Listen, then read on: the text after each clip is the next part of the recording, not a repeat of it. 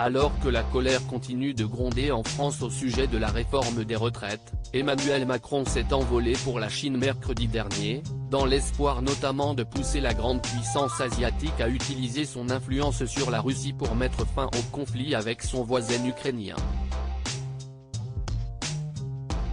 Ce vendredi 7 avril, le voyage de l'actuel locataire de l'Élysée s'est terminé par une cérémonie de signature, au cours de laquelle des représentants officiels et des chefs d'entreprise ont conclu plusieurs accords, dont la vente de plusieurs avions.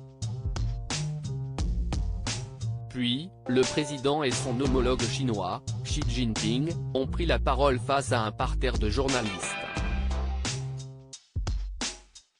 Un échange au cours duquel le contraste entre les styles des deux dirigeants est immédiatement apparu, a rapporté Politico.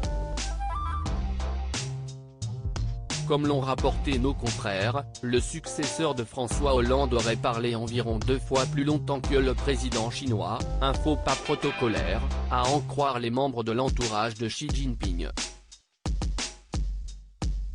L'hôte d'Emmanuel Macron aurait même montré des signes d'impatience, selon le récit de nos confrères, il a poussé plusieurs soupirs profonds et a semblé mal à l'aise lorsqu'M. Macron s'est adressé directement à lui, tout en semblant improviser sur la guerre en Ukraine et leur responsabilité commune de maintenir la paix. Supérieur à Emmanuel Macron, qui sont les stars qui l'ont soutenu ?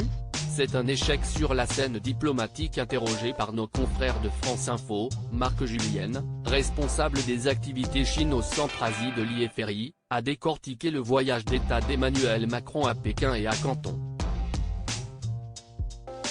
Selon lui, la France envoie un signal plutôt négatif à nos partenaires en matière de crédibilité et de développer. Emmanuel Macron a sans doute cru qu'il pourrait faire changer les choses et cela valait peut-être le coup d'essayer. Mais après sa tentative de dissuader Vladimir Poutine d'envahir l'Ukraine, c'est un deuxième échec sur la scène diplomatique. C'est coûteux en ce qui concerne son image. Article écrit en collaboration avec 6 médias Crédit Photo, Dominique Jacovide.